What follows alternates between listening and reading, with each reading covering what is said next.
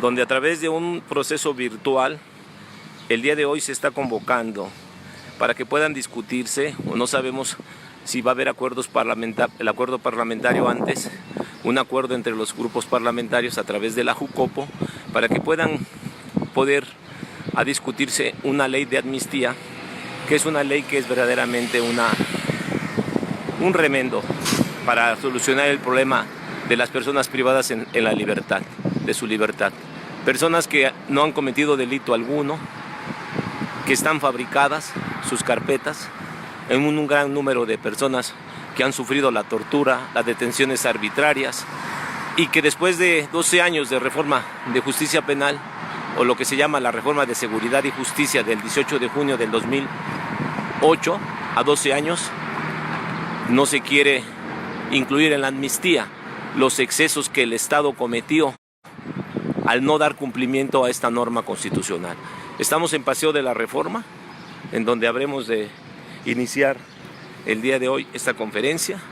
Tenemos ese bellísimo paisaje que aquí me desempeñé en el piso 16 de este enorme edificio.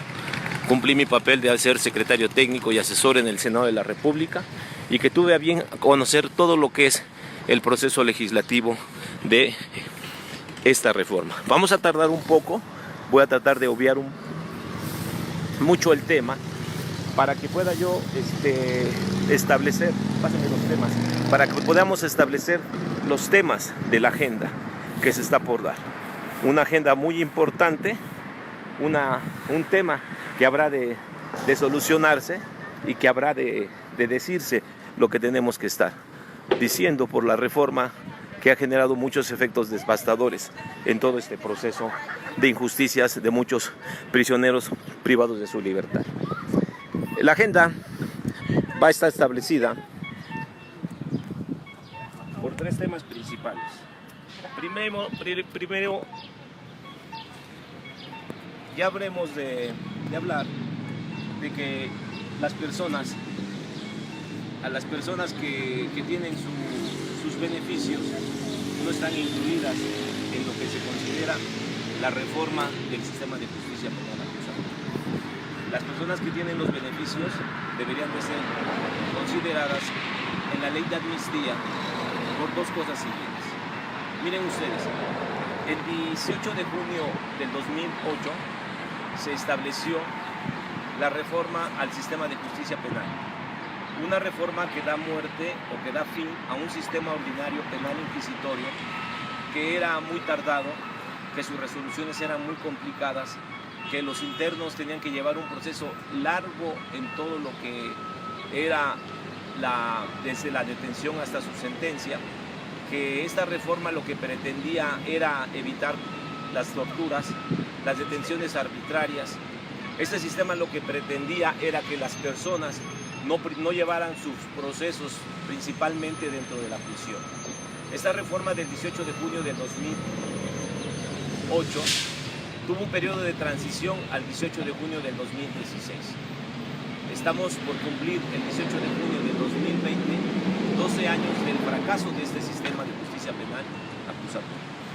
¿Por qué para nosotros es muy importante el señalar el que las personas que están en prisión preventiva, que ya cumplieron con los beneficios del 70 y el 50%, ¿por qué tienen que irse en libertad? Porque cuando se expide la ley el 18 de junio del 2008, establecíamos varias condiciones. Uno, que se expidieran las leyes secundarias. Una reforma constitucional no puede incluir todo el marco normativo de lo que se está reformando. Tienen que ser las leyes secundarias las que le van a dar vida jurídica, social, política a un sistema de justicia penal que se pretendió sería un sistema exitoso. Que ya dije que no tendría que haber personas torturadas, carpetas fabricadas, testigos fabricados, una política de detención para justificar con fines políticos la lucha falsa contra la criminalidad, y que esta reforma del 18 de junio estableció 2 grandes leyes: la Ley General del Sistema Nacional de Seguridad Pública y el Código Nacional de Procedimientos Penales. El Código Nacional de Procedimientos Penales es muy claro en sus apartados cuando habla del tipo de medidas cautelares. Las medidas cautelares están relacionadas con el artículo 19 de la Carta Magna de esta reforma, que es uno de los artículos que se reformó el 18 de junio del 2008, que dice: solo cuando el Ministerio Público no tenga garantías suficientes, podrá solicitar la prisión preventiva. ¿Qué quiere decir esto? Que solo si el Ministerio Público no contara con la presentación ante el juez del procesado, la exhibición de una garantía económica, el embargo de inmuebles, la inmovilización de las cuentas, la prohibición de salir del país, el sometimiento y cuidado de vigilancia en una institución si la persona estuviera enferma o tuviera un problema psiquiátrico, la prohibición de concurrir a determinadas reuniones, la prohibición de convivir o comunicarse con determinadas personas, la separación inmediata del domicilio, la suspensión temporal en el ejercicio del cargo cuando se le atribuye un delito cometido por servidores públicos, la suspensión de una determinada actividad profesional o laboral, la colocación de la prisión preventiva. Quiere decir que antes de que la persona pudiera estar en una prisión, tuvieron que haberse tomado en cuenta las 13 medidas cautelares, una o más, para garantizar que el imputado y el procesado estuviera llevando su proceso en libertad. Y si el 80% de los delitos es por robo, ¿en dónde deberían de estar los imputados? En libertad. Con todas estas medidas de control, este artículo es reglamentario del artículo 19 de la Constitución, cuando dice solo cuando el Ministerio Público no tenga otras medidas suficientes podrá solicitar la prisión preventiva. Estas son las medidas cautelares suficientes. Esto lo saco porque estamos hablando de las personas que tienen beneficios. Las personas que tienen beneficios, para cuando salen de prisión preventiva, que es el 50%, la libertad condicionada, que la vamos a ver más adelante, se tuvo que haber creado el centro de medidas cautelares, para que entre el centro de medidas cautelares y el juez, a los que tienen el 50% les dirían qué medida cautelar podría ser aplicable. No solo los que están en el proceso y van a llevar a su proceso por fuera, sino los que ya cumplieron con el 50%. Y entonces entra el centro de medidas cautelares y tendría que ser el que regulara la vigilancia de las personas para no tener cárceles como sobrepobladas, porque ese es otro tema que voy a hablar más adelante. Entonces la legislación es tan sencilla de entender para los abogados y operadores de justicia que no tienen ni el mínimo sentido de lo que es el sistema de justicia penal acusatorio, porque también voy a decir qué artículo violaron en esta gran reforma que en México tuvo que haber llevado a este país a un sistema de justicia sin impunidad, sin violencia, a las formas de terminación anticipada de un juicio. ¿Qué quiere decir? El legislador estableció 3 figuras: el daño reparatorio, que casi nadie lo ofrece; el sistema abreviado, que es el que más utilizan para justificar una falsa política contra la criminalidad, porque hacen que se declare confeso un inocente para darle un brazalete; o la suspensión condicional del proceso. Quiero destacar el abreviado, porque si el abreviado te dice que te vas a ir con una medida cautelar porque te declaras confeso, la legislación nunca le dice al juez que debe ser el brazalete. Puede ser la vigilancia a su domicilio, pueden ser las firmas, puede ser una garantía, puede ser una fianza. Acto que nosotros ya lo hicimos valer. Como bien decía, me gustó mucho la entrevista que dio la abogada de Documento, nada más que nosotros lo hemos vivido en la cárcel. No lo hacemos ni desde la academia ni desde la litigancia. Nosotros lo hicimos desde dentro del penal.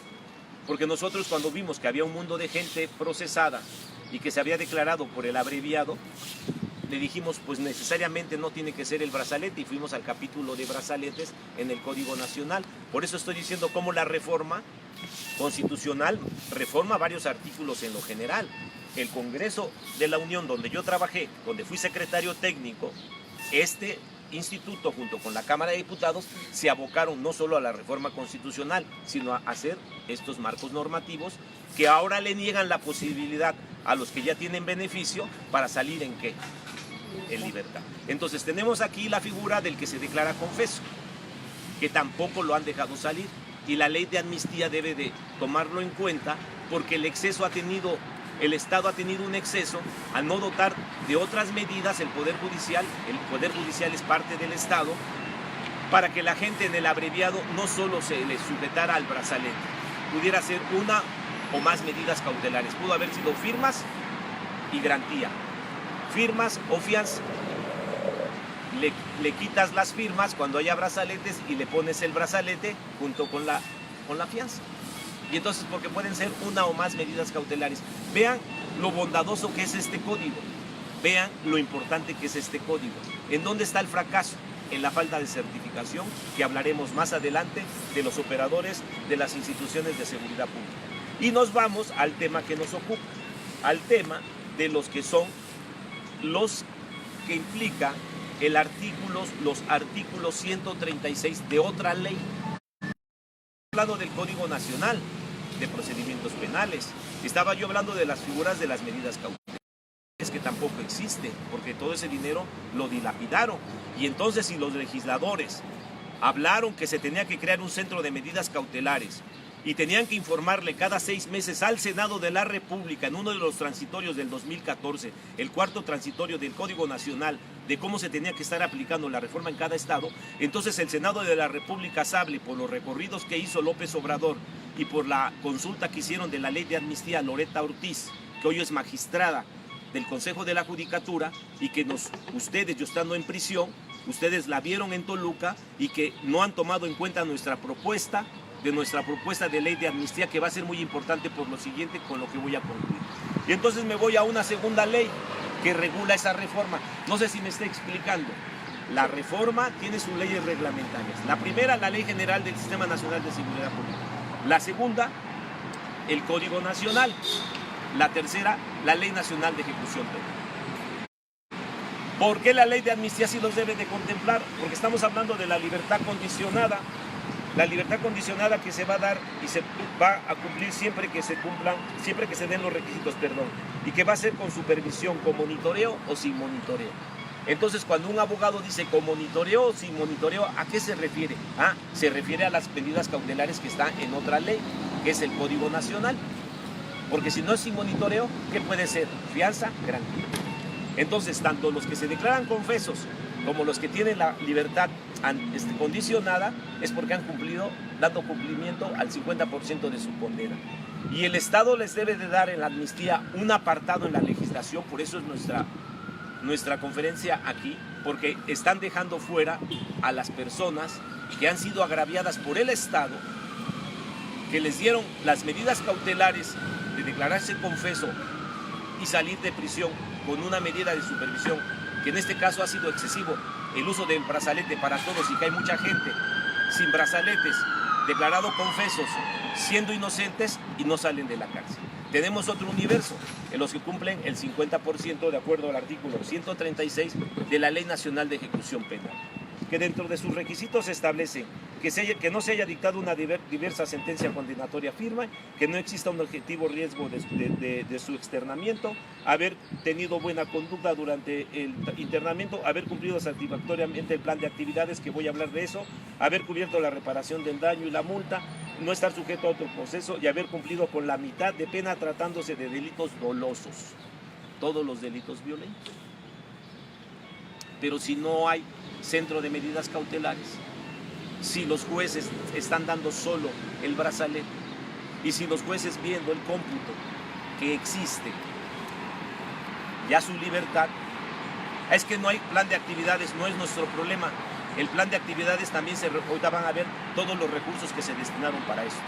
Entonces, automáticamente la ley de amnistía tendría que decir el senador Monreal, que fue diputado cuando hizo el Código Nacional y ahora es senador, los diputados que ahora son senadores, los senadores que hoy son senadores antes eran diputados, y los senadores que eran cuando eran la reforma ahora son diputados. Entonces ellos tendrían que hacer un balance, porque se les mandó cada 6 meses si se iba cumpliendo o no con el sistema de justicia penal o acusatorio. Andrés Manuel recorrió todo el país, Loretta hizo las consultas sobre la ley de amnistía y no estamos contemplados. Nosotros el pasado 4 de noviembre del 2000, si no recuerdo 18, hicimos la presentación de la ley de amnistía con más de 7,000 firmas de todos los penales. Porque han dicho, ¿y qué pasó con esas firmas? Las estamos peleando y te les voy a decir cómo se van a pelear. Y tenemos el otro porcentaje de los internos, que son los que se tendrían que ir con el 70%, que son los mismos requisitos. La única diferencia es que el otorgamiento de la libertad anticipada extingue la pena. ¿Qué es extinguir la pena? Que ellos ya no van a tener una vigilancia, ya no van a necesitar brazalete, ya no van a necesitar fianza, ya el centro de medidas cautelares ya no tiene por qué estar. Entonces en ese momento ellos tendrían que irse.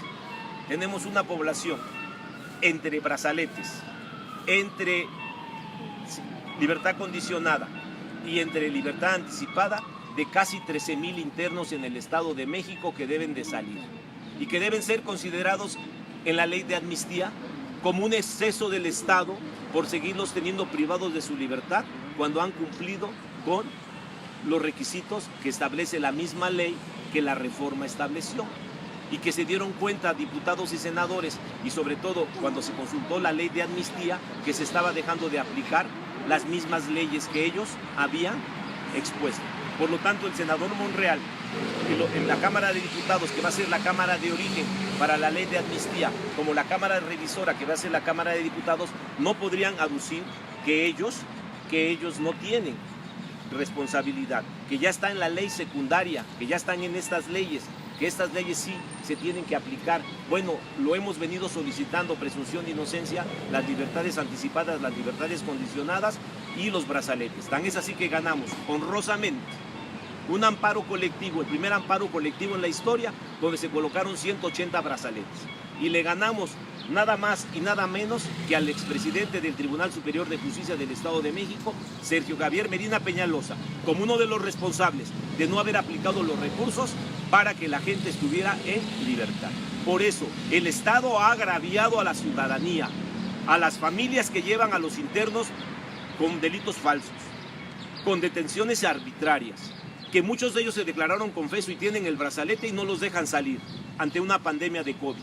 El COVID no es el pretexto para que se vayan. Ellos se tienen que ir porque la legislación que expidieron estos señores y que tienen que aplicar los jueces y los ministerios públicos, esas leyes son las que no han querido cumplir. Y por eso hoy venimos a demandar el cumplimiento de que Ricardo Monreal, en un capitulado que nosotros presentamos como ley de amnistía, hablábamos de los falsos culpables, que ese es el último tema de esta conversación. Entonces ha quedado claro por qué las personas que tienen beneficios del 50, del 70% y de los que se declararon en el abreviado confesos deben de salir en libertad, es porque la legislación que expidió los legisladores, el presidente Felipe Calderón, Enrique Peña Nieto y todas las reformas no dieron cumplimiento a un sistema de justicia penal acusatorio, y más del 50%, podríamos decir el 60% de los internos en el nuevo sistema penal de justicia penal acusatorio son inocentes. Voy a pasar con el segundo tema que quería establecer. Miren, compañeros, amigos, familiares de los internos, a mí me apasiona el tema porque soy un hombre que ha trabajado en los órganos donde se hacen las leyes.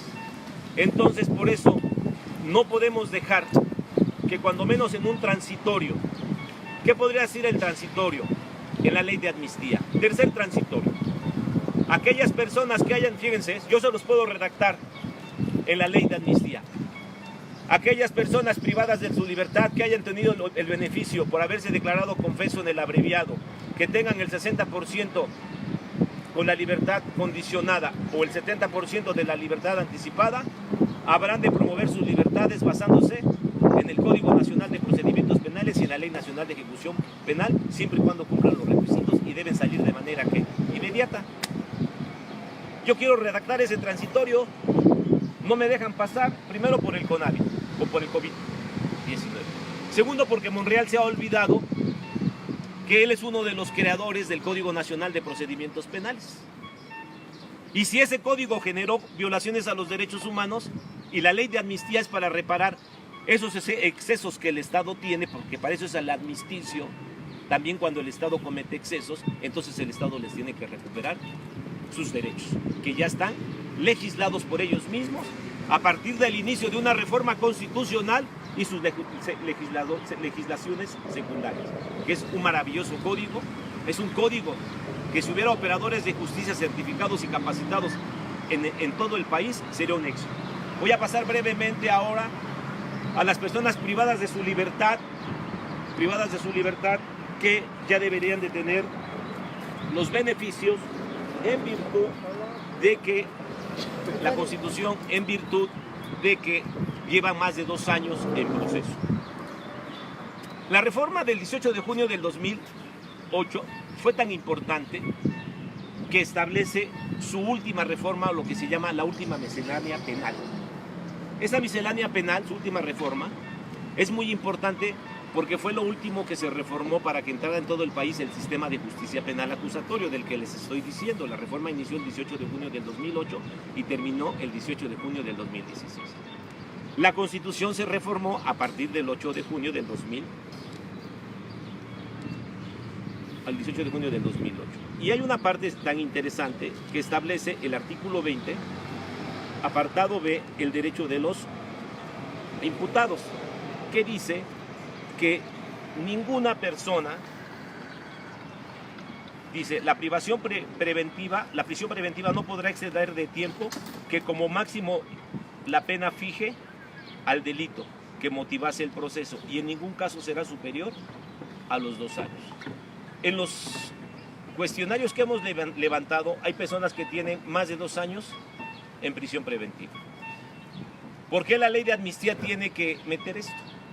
Porque tenemos 2 casos muy impresionantes. El caso Wallace, con Brenda Quevedo y Jacobo Tagle, el falso caso Wallace, que es el falso caso que va a perjudicar a miles de familias en todo el país.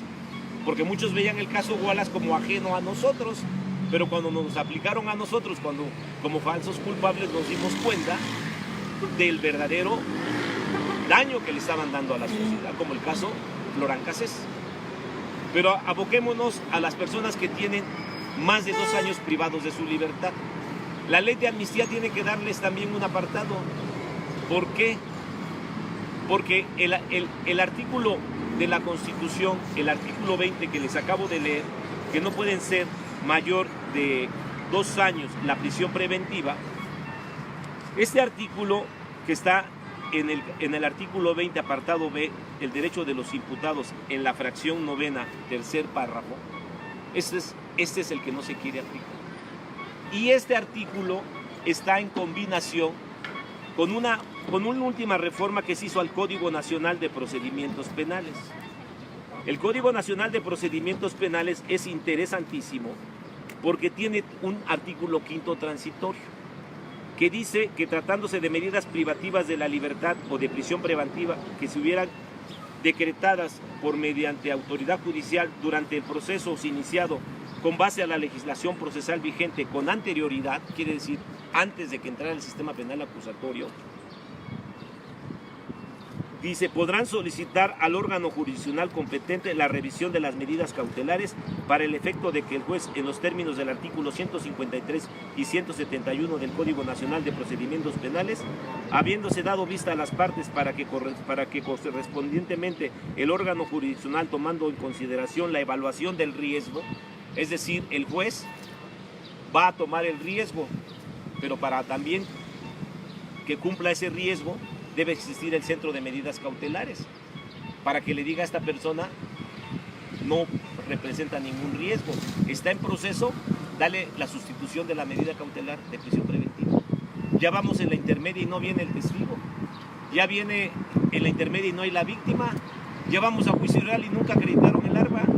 Para eso es el artículo 5º transitorio, para que se soliciten las medidas cautelares para los que fueron del viejo sistema y para los que son del sistema nuevo.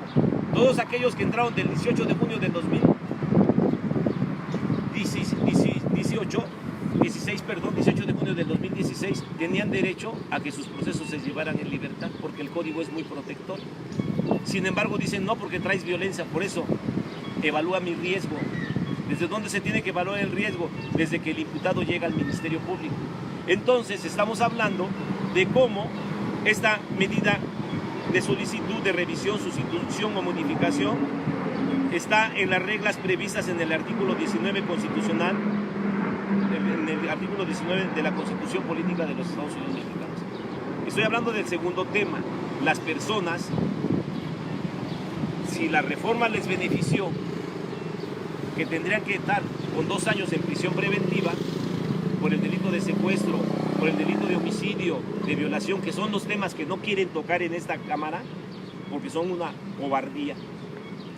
Y si el artículo 19 dice que es prisión preventiva, siempre y cuando el Ministerio Público no tenga otras medidas suficientes, cautelares, para garantizar que el imputado esté en el proceso, ya garantizaron 2 años, el imputado se tiene que ir. ¿Y con qué se tiene que abocar los que tienen más de 2 años? Con el quinto transitorio, porque estos beneficios se les retrotraen a los que no tenían el beneficio antes del 18 de junio del 2016. Por eso el artículo quinto transitorio es importantísimo, porque fue cuando nosotros comenzamos a pedir cientos de medidas cautelares. ¿Y qué nos dijeron nuestros jueces? Que estábamos locos. Apagaban a presunción de inocencia a los que capacitábamos, en pleno juicio cerraban la audiencia y el juez le decía: estás con Humbertus y presunción de inocencia, te vamos a condenar. Porque estábamos pidiendo la aplicación del quinto transitorio, porque ya estábamos en la intermedia y la víctima nunca iba, no acreditaban los medios, los elementos de prueba para poder seguir en una etapa después de la intermedia, donde se supone que los medios de prueba ellos ya los acreditaron después de los meses de investigación. No quiero hablar ahorita del sistema penal acusatorio porque sería hacerme más bolas o que ustedes no me entendieran. Quiero hacer una exposición mucho más sencilla que los de Documenta. Me está entendiendo cómo el quinto transitorio también le da beneficios a los que llevan un proceso para que puedan pedir su medida cautelar, a los que tienen más tiempo en el viejo sistema y no les han podido sentenciar, ¿qué se les tiene que dar? La medida cautelar. Y a los que tienen más de 2 años, ¿qué se les tiene que dar? Su medida cautelar sustituta para que lleven su proceso. ¿En dónde? Y si ya llevan 17 años, tiene que ser el cese de la medida cautelar. Y entonces el juez tendrá que cerrar la instrucción y decretar la libertad inmediata de las personas, porque no hay elementos para seguir teniéndolos. ¿En dónde? En prisión, compañeros. Esa es la verdadera infamia de lo que legisla el poder legislativo, y que también ellos deben de estar en un transitorio o en un capítulo de la ley de amnistía, porque están detenidos, están privados de su libertad. Los órganos de operación de justicia, los órganos operadores, los operadores de justicia, ministerios públicos, peritos, policías, jueces, defensores de oficio y privados, son unos verdaderos irresponsables en seguir manteniendo esta figura de las personas que tienen más de 2 años privados de su libertad sin haber tenido una sentencia. Porque la Constitución les da el beneficio, ya lo acabamos de ver, se los da el Código Nacional de Procedimientos Penales. ¿Esto quién lo legisló? Los legisladores con una reforma constitucional. Ricardo Monreal era diputado en la reforma constitucional. Después fue diputado, senador y ahora otra vez senador. O sea, andan como Tarzán y Chita, ¿sí? De liana en liana. Entonces ellos no nos pueden negar, ellos, los derechos que deben de tener todo imputado, de poder irse en libertad. Ya hablamos a los que tienen beneficios, por qué se tienen que ir y cómo la ley de amnistía los tiene que incluir, porque fue parte de nuestra propuesta y muchas propuestas.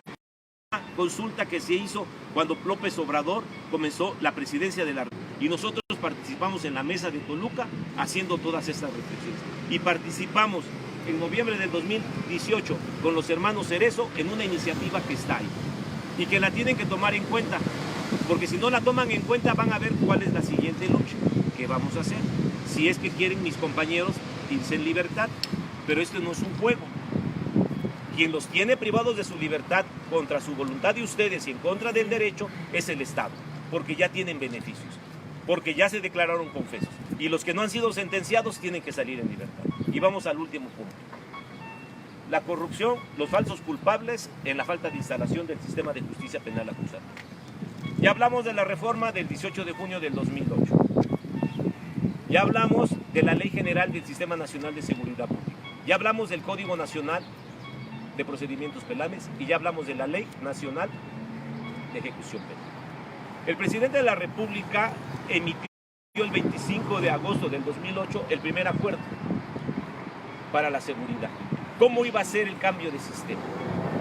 Si la reforma fue el 18 de junio del 2008, para el 25 de agosto del 2008 emiten el primer acuerdo. Es decir, así va a ser el acuerdo para ponernos todos en paz. Y aquí comienzan a hablar de este acuerdo. Este acuerdo es muy interesante porque les voy a decir quién los firma. Roberto Campa Cifrián. Lo firma Agustín Cartes Cartes. José Ángel Córdoba Villalobos, exsecretario de Salud. Ustedes me van a decir por qué el exsecretario de Salud, por qué el exsecretario de Hacienda para los dineros, por qué Galval Galván, el secretario de la Defensa, por qué Armando Renazo Fenat, porque era gobernador de Aguascalientes, por qué Marcelo Ebrard, pues porque era gobernador de la Ciudad de México, por qué Miguel Ángel Osorio Chong, exsecretario de Seguridad, otro de los que fracasó en el sistema junto con el señor. ¿Y quién creen que firma? ¿Quién que es la primera firma para este acuerdo? Genaro García Luna. ¿Sí? Después viene Enrique Peña Nieto, gobernador del Estado de México. Como es un acuerdo nacional, cada estado firmó su acuerdo estatal. Y el Estado de México, el Poder Legislativo, estableció que se tenía que asignar e incrementar recursos para fortalecer las acciones, programas en materias de seguridad pública, procuración, administración de justicia y readaptación social. Se los explico ligeritamente. El Poder Legislativo iba a asignar recursos para fortalecer fuerza, ¿sí? Las acciones y los programas en materia de seguridad pública, todo lo que es peritos, ministerios públicos y policías. Procuración de justicia, MPs, administración de justicia, jueces y magistrados, y readaptación social. ¿Cuál es la readaptación social? Las prisiones. Etiquetar los recursos para la seguridad pública, procuración, administración de justicia, readaptación social, a partir de los indicadores y métricas obtenidas por el Observatorio Ciudadano en el presupuesto de egresos. Observatorio Ciudadano. Ciudadanos iban a observar, ¿ok? Ciudadanos iban a observar que el recurso se estuviera asignando. Vigilar el ejercicio de los recursos destinados a los programas de seguridad pública, otra vez, procuración, administración, readaptación, que realicen con responsabilidad en la forma que fueron etiquetados. ¿Qué fueron etiquetados? Esta es una etiqueta, ¿no? Que no los podían destinar a otro recurso que no fuera esto. ¿Qué creen que pasó en el Estado de México, en todo el país? Desviaron todos los recursos. No certificaron a los MPs y tenemos a miles, y no se certificaron los jueces, no se certificaron los abogados de oficio. Por eso dicen, quiero copia de audio y video, y nada más dicen eso los defensores de oficio y los defensores privados. ¿O no es así? Sí, así es. Bueno, entonces tenemos que la supervisión de los recursos lo iba a hacer el órgano fiscalizador del Estado, cosa que no lo fiscalizó. Y el fortalecimiento del Poder Judicial. ¿Cuáles eran las responsabilidades del Poder Judicial? La del desempeño de los órganos del Poder Judicial y los servidores públicos de acuerdo con la Ley de Transparencia y Acceso a la Información Pública del Estado. El Consejo de la Judicatura instalará nuevos órganos jurisdiccionales en los distritos judiciales que lo requieran para eficientar e impulsar el acceso a la administración pública. Intensificar capacitación y especialización en juez de materia penal. El Consejo de la Judicatura, a través de la Escuela Judicial, impartirá capacitación constante, moderna, especializada para quienes ya ocupan un cargo en el Poder Judicial. Intensificar la capacitación y especialización de los juzgadores en justicia para adolescentes. Quiere decir que todos los recursos que en el acuerdo se estableció se iban a dar, se iban a diseñar para esta parte importante del acuerdo. El acuerdo es muy interesante porque lo firma Enrique Peña Nieto, por eso aparece en el acuerdo nacional, porque era gobernador. Él hace su acuerdo en cada estado. Cada estado tuvo que haber hecho su acuerdo estatal. Veracruz, Distrito Federal. Y Enrique Peña Nieto firma ese acuerdo. Ese acuerdo es del 22 de septiembre del 2008. Y María Elena Morera de Galindo, de Causa Común, la organización que utilizó Genaro García Luna para decir que eran secuestradores, que eran homicidas. Causa Común, que es una asociación financiada por Genaro García Luna para decir y juzgar quiénes son delincuentes y quiénes no son delincuentes. Cuando ella formaba parte del Observatorio Ciudadano y tuvo que haber, como dice aquí, que el Observatorio Ciudadano iba a observar que las partidas de estos dineros no se desviaran ¿a dónde?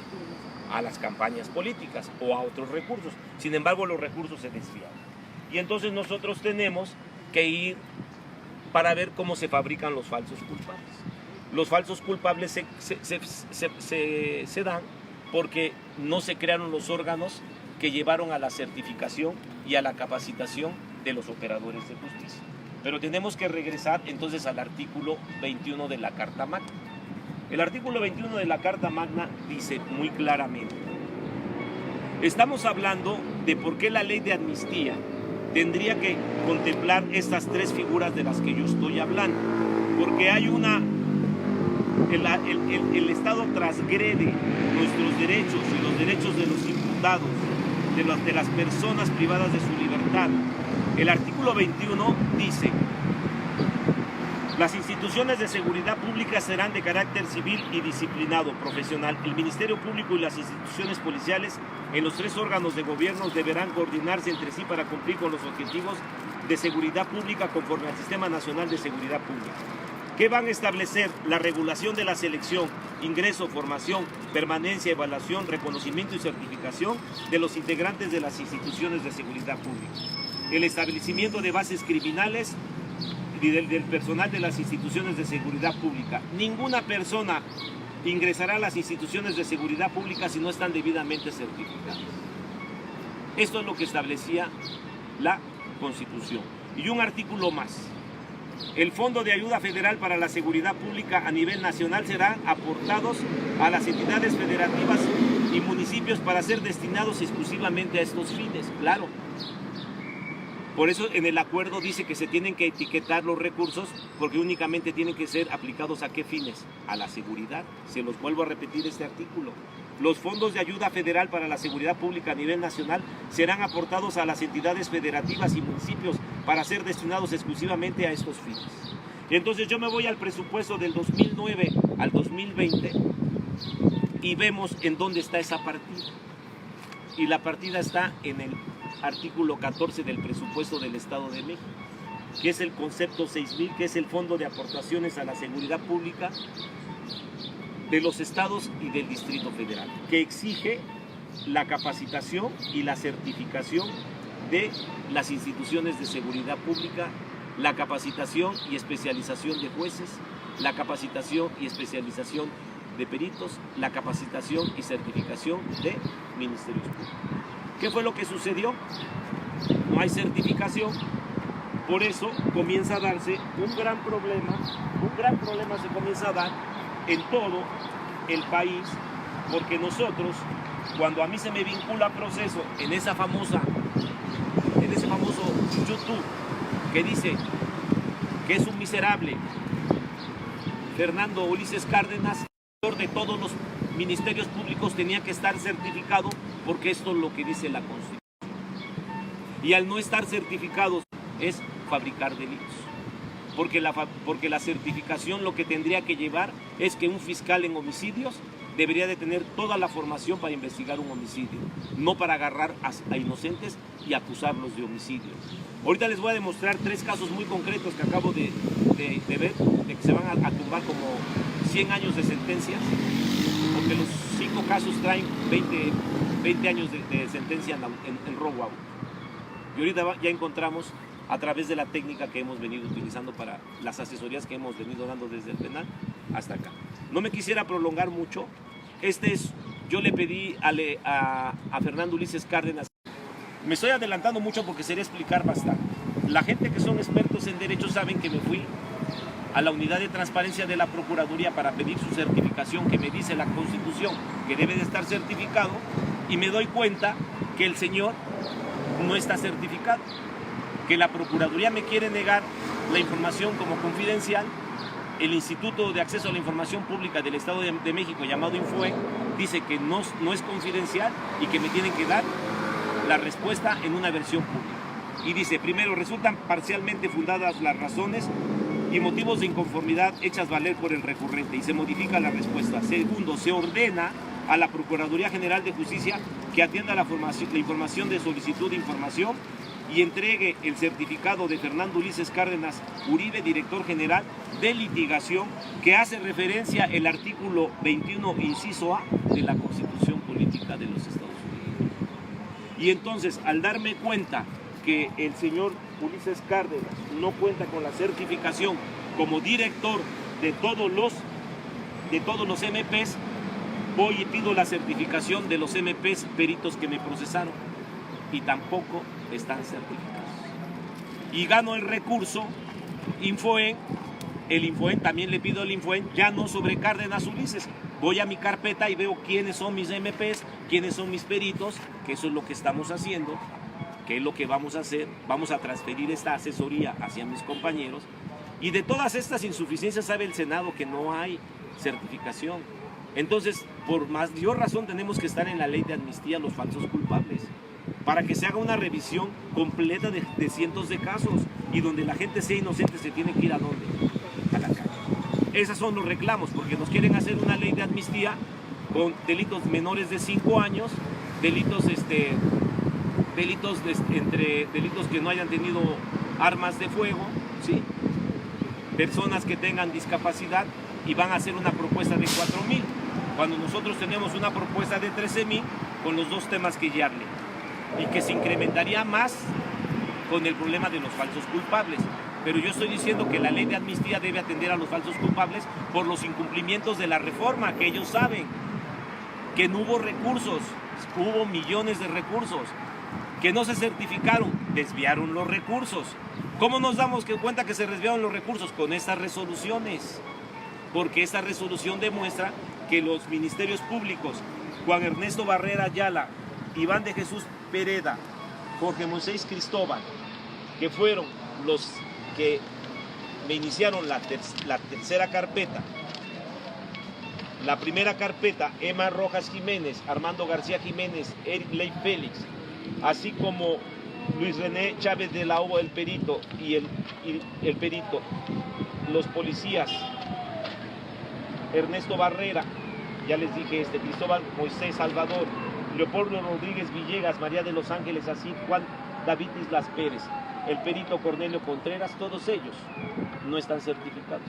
Y me voy con ellos en un proceso tan grave, duro, muy duro, y les demuestro que no están certificados.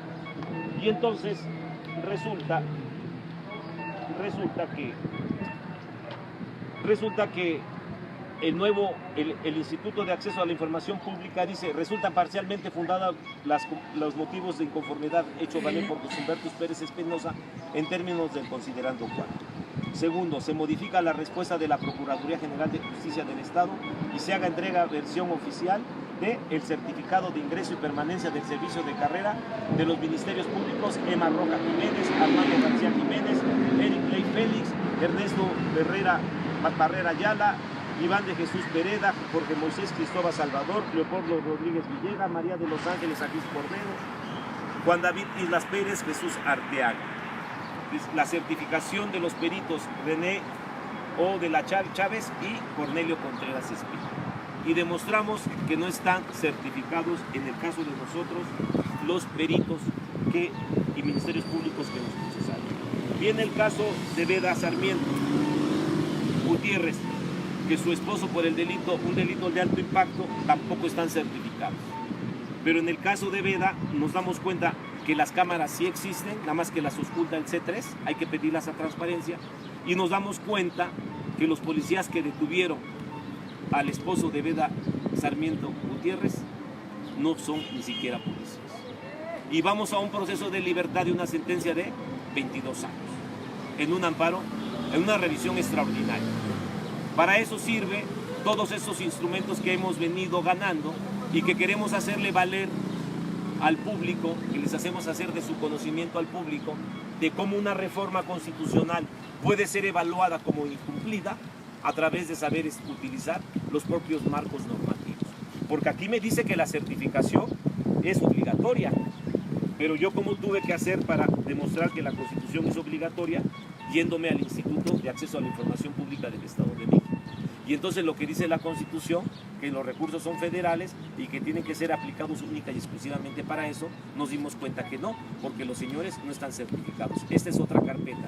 Y posteriormente, comenzando con todo este análisis de la falta de instalación, conociendo las leyes, hacemos otro juicio en transparencia, donde tenemos el caso de la actora, que no está aquí, que es una de nuestras compañeras, que también se le enseñó, porque a todas se las he enseñado, a María de los Ángeles García Zambrano, donde hacemos un conjunto de gentes que están acusadas de delitos por homicidio, violación, robo a auto, y le pedimos ya no a la Fiscalía, sino al Centro de Control de Confianza, que es la que tiene que emitir las certificaciones, y nos dicen que no están certificados.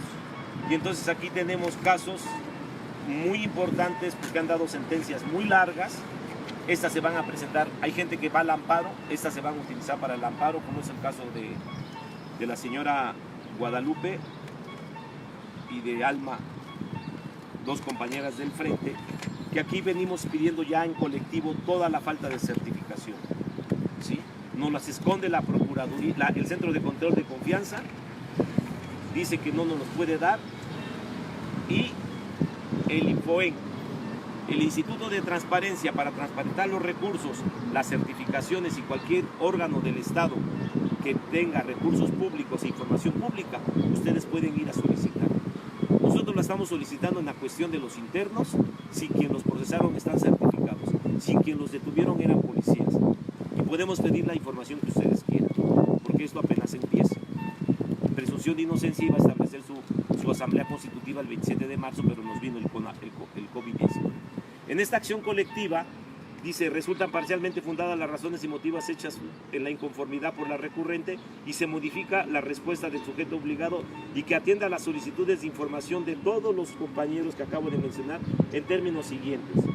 Y que se dé una versión pública, los documentos donde conste la certificación de ingreso y permanencia del servicio de carrera de ministerios públicos, peritos, policías, adscritos entonces a la Procuraduría General de Justicia de la ahora Fiscalía General de la República. Y entonces ahora, de una lucha con Cárdenas Ulises, pasamos a nuestros expedientes y después pasamos a un colectivo mayor en la defensa para demostrar que la reforma penal del 18 de junio del 2018 estaba fracasando y que quien tiene la responsabilidad de dar una respuesta eran los senadores, porque cada 6 meses tenían que rendírseles unos informes al Senado por parte de todos los gobiernos de los estados de cómo estaban aplicando la reforma de justicia penal acusatoria. Si se dan cuenta, nosotros hemos hablado con pruebas, pero a mí me llegó a la cabeza que como buen integrante del Poder Judicial, del Poder Legislativo, decidí que si el artículo 21, inciso E de la Constitución, habla que los recursos van a ser exclusivamente para el sistema de seguridad pública a través del FAS y a través del presupuesto, encontré la partida 6,000, me doy cuenta yo mismo que tengo la obligación de demandar ahora a los que aprueban el presupuesto en la Cámara de Diputados del Estado de México. Y miren lo que me contestan. Como se observa en las imágenes anteriores, las ligas electrónicas redireccionan al presupuesto de egresos de los ejercicios fiscales solicitados del 2012 al 2016. En ellos, en particular, puede consultar el monto del Fondo de Aportaciones a la Seguridad Pública de los estados y del Distrito Federal. El famoso recurso que sale del artículo 21, inciso E de la Constitución, se llama Fondo de Aportaciones para la Seguridad Pública del Estado y del Distrito Federal, que es un fondo a través del cual la Federación destina presupuestos para que las entidades federativas puedan cumplir con la estrategia nacional en materia de seguridad, entre ellas la implementación del sistema de justicia penal. Y entonces nos damos cuenta que el FAS no se aplicó y nosotros nos damos a la tarea de revisar todos y cada uno de los presupuestos de los ejercicios fiscales. Obviamente esos presupuestos entraban a la cárcel. En el penal de Chiconautla se daban clases de economía, de filosofía, de derecho. Enseñábamos a los jóvenes cómo se tienen que defender ante la infamia de una política que los lleva a la cárcel por el simple hecho de hacer redadas, por el simple hecho de decir que robaron a Oxxo, por el simple hecho de que dicen que entran por cohecho y salen y ya les tienen 2 homicidios fabricados, por el simple hecho de que dicen que roban autos cuando no roban ni siquiera una bicicleta porque ni bicicleta tienen. Y entonces resulta que ese fondo de aportaciones a la seguridad pública, el FAS, para el Centro de Control de Confianza que tenía que dar los certificados de certificación de los policías, ministerios públicos y peritos, del 2010 al 2020 se les dio un presupuesto de 1.658.848.000 pesos. Para el Instituto Mexiquense, hoy la Universidad de Seguridad Pública, donde se iban a formar los ministerios públicos para el delito de robo de autos, para el delito de homicidio, donde iban a irse antes de certificarse, tenían que haber ido al Instituto Mexiquense, porque quiero que sepan que se les creó su escuelita, para que ya no fueran torturadores, para que ya no fueran mentirosos, para que ya no fabricaran carpetas, para que los peritos dijeran que el peritaje hay un delito de delito sexual cuando no lo hay. Cuando hacen peritajes de abuso sexual después de 3 años. Y en fin, una gran cantidad de insuficiencias que tuvieron que haber aprendido en el Instituto Mexiquense. Es un órgano muy importante porque es donde se iban a formar la materia prima, los operadores de justicia, para evitar lo que está pasando en Chiconautla, en Barrientos y en todos cada uno de los penales. Para el Instituto Mexiquense del 2012, dos años después, del 2012 al 2020, le aprobaron 2.805 millones de pesos, 2.805 millones de pesos. Y hay un fondo muy importante que evitaría lo que está pasando hoy en las cárceles. Desde el 2012 se tuvieron que haber iniciado los nuevos penales. Y el penal que tuvo que haber sido Chiconautla, después Barrientos. Se tuvieron que haber creado penales especiales para el nuevo sistema de justicia penal. Como la mayoría de los internos y el mayor delito que se comete es el robo, la mayoría de los internos iban a estar ¿en dónde? En libertad. Y entonces los nuevos centros penitenciarios se aprobó a través de un fideicomiso su construcción, que se llama Fideicomisos Públicos para la Construcción de Centros Preventivos y de Readaptación Social del Estado de México, Fideicomiso FC3. Ese fideicomiso del 2012 al 2020 se le autorizó 1.438 millones de pesos. Que sumados los recursos al Centro de Control de Confianza por 1.658 millones de pesos. Del Instituto Mexiquense y la Universidad, 2.805 millones de pesos. Y para los fondos para la construcción de nuevos penales de 1.438 millones de pesos, tenemos un total de 5.902 millones de pesos que no están claros qué pasó con ellos. Y por eso miles y miles de inocentes en las cárceles mexicanas han sido procesados y sentenciados sin ser culpables. Por el otro lado tenemos que muchos actividades, ¿cómo no? Si para el plan de actividades nosotros hemos establecido un total de 5.902 millones de pesos. Porque ahora resulta, dicen que no pueden salir los que están en actividades. Cuando el plan de actividades tampoco es verdad, porque yo puedo leerles a ustedes el artículo 17 transitorio, séptimo transitorio, de que el Consejo de la Judicatura, la Secretaría de Cultura, la Comisión del Deporte, la Comisión de Atención a Víctimas y todas las dependencias del Estado de México y la Federación tenían que considerar dentro de sus programas el presupuesto y la implementación para que los proyectos de este presupuesto específico se concretaran. Las partidas necesarias para atender la ejecución de estos programas, las obras de infraestructura, la construcción, la contratación de personal, la capacitación y todos los demás requerimientos necesarios para el cumplimiento de la ley. ¿Qué quiere decir? Que todo este séptimo transitorio se les dio 2 años para que el 30 de noviembre del 2018 la gente ya hubiera tenido que haber salido de los que tienen beneficios y los tienen privados de su libertad y en contra de su libertad. ¿Por qué? Porque el artículo 141 habla de que hoy los internos, para poderse reinsertar, van a tener que cumplir con un plan de actividades. Y ese plan de actividades está regulado, este artículo, el 131, 136 y 141, está regulado por la Carta Magna en el artículo 18, que es otro de los artículos de la reforma para el nuevo sistema penal, y que ese artículo 18 dice lo siguiente: el sistema penitenciario se organizará sobre la base del respeto a los derechos humanos, el trabajo, la capacitación para el mismo, la educación, la salud, el deporte, como medios para lograr la reinserción del sentenciado a la sociedad y procurar que no vuelva a delinquir, observando los beneficios que para él prevé la ley. ¿Qué quiere decir? Que toda la reforma contemplaba hasta para que los compañeros, el 30 de noviembre del 2018, después de 2 años más, porque esta ley entró en el 2016, se les dio presupuesto por 2 años más para que el plan de actividades estuviera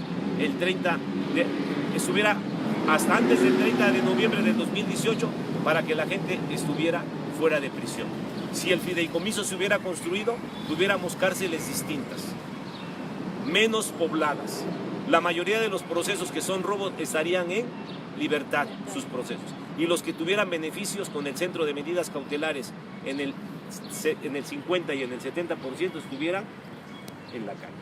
Por eso para nosotros este último punto de la ley de amnistía es tan fundamental, porque ahí es donde nosotros estamos basando mucho la esperanza de que se cree un órgano que se llama la Comisión Nacional de Exoneraciones, que es una de las reformas que vamos a proponer con todo esto. Estamos esperando que ya los diputados y los senadores regresen con COVID-19, porque vamos a exigir, ¿qué va a pasar si Ricardo Monreal, la mayoría de Morena y otros partidos que nos dicen que somos delincuentes, que los delincuentes no se les debe dejar de salir de las cárceles? Yo les voy a demostrar que los delincuentes son ellos. Los delincuentes es Osorio Chong, que es senador. El delincuente es Erubiel Ávila Villegas, al que le vamos a iniciar un proceso.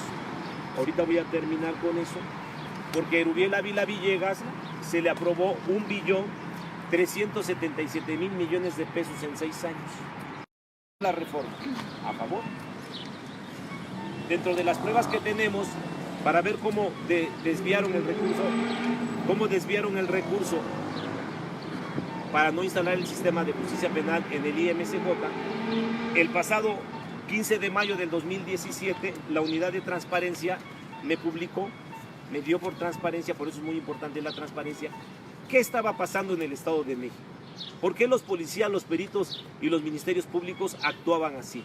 ¿A qué correspondía? A una política de justificar la lucha anticrimen, a detener inocentes, a fabricar a culpables y a sentenciarlos por muchos años. Pero nos dimos cuenta que faltaba algo y que había que preguntarle si habían ido a la escuela los ministerios públicos, los peritos y policías. O sea, como cuando nosotros fuimos a la escuela. Bueno, se llama Instituto Mexiquense de Seguridad y Justicia.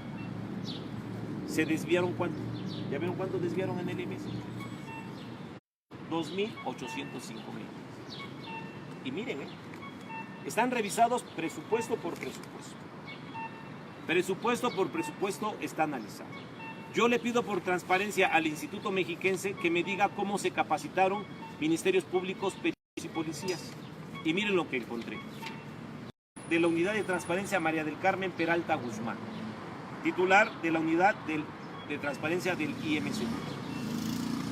Y me dice, por lo que respecta al punto marcado con el numeral 4, le informo que el instituto fue constituido el 18 de octubre de 2011 mediante el decreto 358 de la legislatura del Estado. Derivado de esta situación, el Instituto 2009, 2010 y 2011, claro, porque si nació en el 2011 el presupuesto iba a ser en el 2012. No se le podía dar presupuesto a un órgano del Estado hasta que el próximo periodo del Poder Legislativo considere cuánto le va a dar. Que respecta a los ejercicios fiscales correspondientes a los años 2012, 2013, 14, 15, 16 y 17, este organismo no fue beneficiado con recursos necesarios para la implementación del sistema de justicia penal, por lo que deberá dirigir su petición a la Comisión Estatal de Seguridad. Falso. Fíjense, dice que ese instituto no fue beneficiado con ningún recurso del 2008, 2012, 13, 14, 15, 16 y 17, cuando en el presupuesto de egresos de los años 2012, en ese año se le dio al Instituto Mexiquense donde se iban a capacitar los policías. Ellos dicen que no, pero miren, en el 2012 se le dio un presupuesto por 164 millones 980 mil pesos. En el 2013 170 millones 40 mil pesos. 177 millones 2014 103 mil pesos. 2015 330 millones 051 pesos. 2016 338 millones 221 pesos. 2017 356 millones 627 pesos. 2018 383 millones 390 pesos. 2019 440 millones 658 mil pesos. 2020 443 millones 965 mil pesos, lo que hace un total de 2.805 millones de pesos al Instituto Mexiquense. Esta información es para que la Fiscalía General de la República ejercitara la acción penal contra Erubiel Ávila Villegas, contra el exsecretario general de Gobierno José Sergio Mansur Quiroga, contra el presidente del Tribunal Superior de Justicia, que tiene a muchos de los jóvenes sentenciados y procesados, porque esa fue la instrucción que le dio Erubiel, José Javier Medina Peñalosa, y a Fernando Valls Ferreira, que es el representante del órgano superior de fiscalización que tuvo que haber fiscalizado. Ella dice que no hay dinero, aparecen las partidas presupuestarias. Por eso yo le gané a la Cámara de Diputados, y la Cámara de Diputados en transparencia me dijo que el FAS era para la implementación del sistema de justicia penal que acusa. Y aquí habla muy claramente quién es el ponente. En todos ganamos cuatro juicios por certificación, 4 recursos por certificación, que es básico, porque si no están certificados, entonces las sentencias son inconstitucionales, señores. Porque dice, ninguna persona de las instituciones de seguridad pública podrán ingresar a esas instituciones si no están debidamente certificadas y registradas. Y entonces automáticamente se violó gravemente el debido proceso, porque quien los investigó, quien los procesó y quien hizo los peritajes no eran personas que cumplieran con ¿qué? Con la Constitución. Entonces ganamos cuatro solicitudes de información, 3 a la Procuraduría y 1 al Centro de Control de Confianza, donde están casi todo un grupo como de 30 personas. Primero comenzamos haciendo las solicitudes de información individual, primero contra el director de litigaciones, después contra los ministerios públicos que fabricaron las carpetas, después contra los que fabricaron las carpetas a la esposa de Veda Sarmiento, al esposo de Veda Sarmiento Gutiérrez, y después contra un grupo colectivo. Pero eso se detuvo porque en los penales nunca falta el arrocito negro. O sea, que la gente siempre se queja de como los mexicanos. ¿Sí? Y entonces, el recurso de revisión, el 01524 Infoec IPRR 2017, José Humberto Pérez Espinosa, soy el recurrente, Poder Legislativo, ponente, Javier Martínez Cruz. Es decir, de 5 recursos que interpusimos en transparencia, de 5 ganamos 5. 5-0. Es decir, a los que llaman delincuentes ellos, los representantes de las fracciones parlamentarias del PRI, Miguel Ángel Osorio Chong, Beatriz Paredes Rangel, los destacados priistas. Erubiel Ávila Villegas, ellos son los verdaderos delincuentes.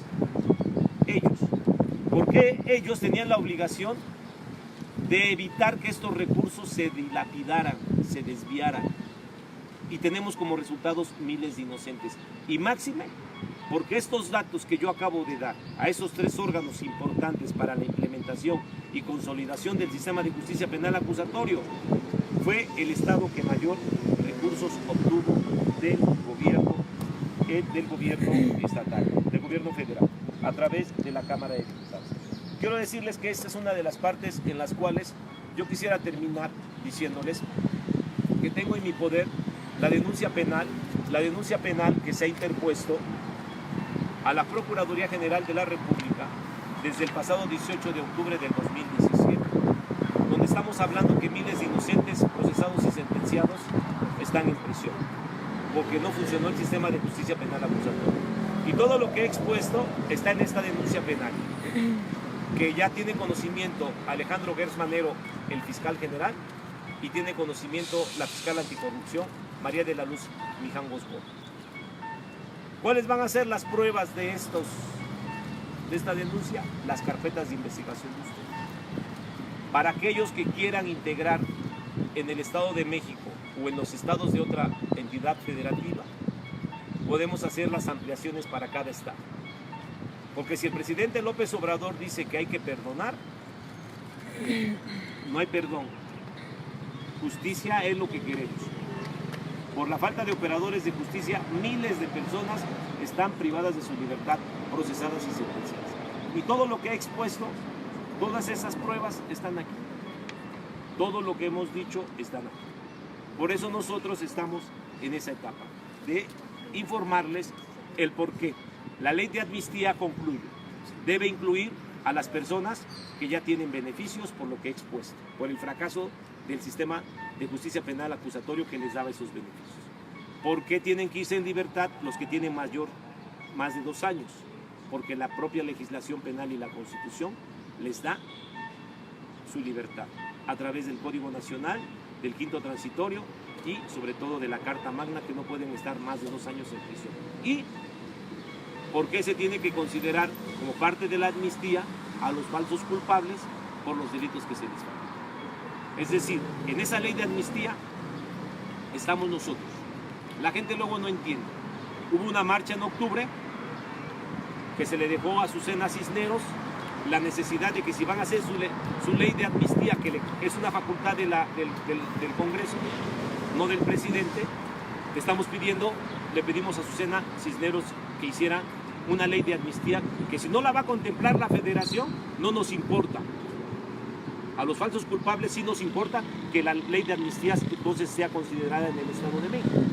Y esa es la segunda batalla. Si no la dan, si no nos meten en la ley de amnistía federal, que no nos pueden meter, pero que también hay falsos culpables en el orden federal, hay falsos culpables de delitos federales, sí, Brenda Quevedo, todos ellos. Hay en delitos federales que no tienen sentencia en 2 años, sí, en penales federales. Y hay personas que les fabricaron delitos en el sistema penal federal, también. Ahora en el Estado también vamos a ir a ver cómo van a legislar esa ley, porque también les dimos parte de nuestra propuesta. Si nuestra propuesta no es considerada y se emite la ley, tenemos derecho al amparo. Y nos vamos a amparar contra la ley de amnistía por no tomar en cuenta a un grupo de población mexicana que ha sido vejado, que ha sido llevada a la seguridad, que emanó de la reforma del 18 de junio del 2008, cuando se cambió el paradigma del sistema penal en este país. Vamos a asesorar a los compañeros, es decir, si la ley de amnistía federal y la ley de amnistía de los estados no nos contempla porque fuimos parte de los foros de consulta, tendremos la facultad de irnos al amparo y lo habremos de hacer. Si se quieren sumar otros estados de la República, lo haremos. En nuestro caso tenemos todos los elementos para poder demostrar la cantidad de culpables, falsos culpables que están en las cárceles de la entidad mexicana. Y sobre todo de que se tienen que ir 13,000 personas porque no se crearon los centros de medidas cautelares. Y se tienen que ir porque los brazaletes no es la única solución. Y el dinero de los brazaletes tampoco los aplican porque los desvían. Es decir, sí me estoy entendiendo hacia dónde vamos. Mañana iniciamos la campaña de asesoría colectiva en dos penales primarios, que es Chalco y el Bordonés. Y el miércoles continuaremos con Barrientos y posteriormente con Chiconautla y con los penales más sobrepoblados en el Estado de México, porque vamos a seguir peleando en los procesos, ya sea de inicio, de 144 horas, de periodo de tiempo de investigación, intermedia, juicio oral, apelación y amparo. Habremos de defender a nuestros compañeros con muchos instrumentos jurídicos, pero yo quise dar esta explicación ante la disyuntiva de una reforma a la ley de amnistía que no se cumple, ni siquiera el principio de hacerle justicia a los que el Estado los ha llevado a prisión, con una reforma del sistema de seguridad y justicia que se llama así, que fue expedida su reforma el 18 de junio del 2008 y que lo único que trajo fue más personas en las cárceles, más violaciones a los derechos humanos, pero algo muy grave: el mayor número de fabricación de culpables en toda la historia de México contemporáneo. Muchas gracias por su atención y disculpen que me haya yo ampliado un poquito, pero estos son miles y miles de fojas que componen una investigación muy amplia, que están en las oficinas de la Fiscalía General de la República, y por los acuerdos parlamentarios que tiene Morena, el PT, el PAN, Convergencia, no quieren llevar a cuentas al gobernador que mayor dinero tuvo para el sistema de justicia penal acusatoria, que es el Uriel Ávila Villegas. Para nosotros no hay problema, tenemos los recursos jurídicos para hacer caminar esta averiguación previa, sí. Creo que ya llegó el momento que se le haga justicia a todos los falsos culpables en el Estado de México. Muchas gracias y muy buenas tardes.